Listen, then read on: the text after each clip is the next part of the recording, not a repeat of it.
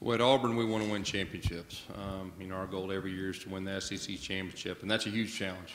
We're in the SEC West, the best conference in college football, I think, by a long shot, and you've got to earn it.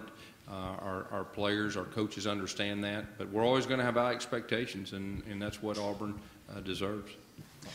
Coach, your last few first-year starting quarterbacks, you've kind of had to get them up to speed pretty quick. It's a different scenario now with Jeremy. How much different does that make it for you?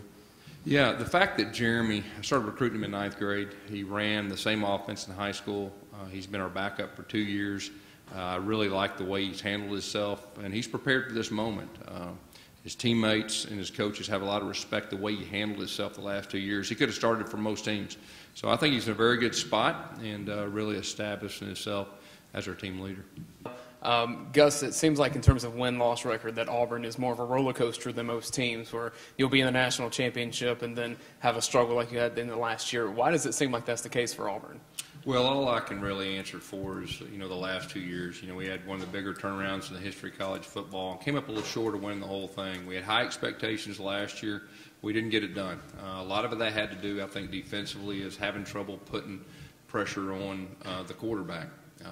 The longer that we're there to recruit specifically to what we want offensively and defensively and special teams, the more consistent we'll get. The future is very bright at Auburn. I'm very excited about the next few years, especially having Will Muschamp and putting that defense together with our offense.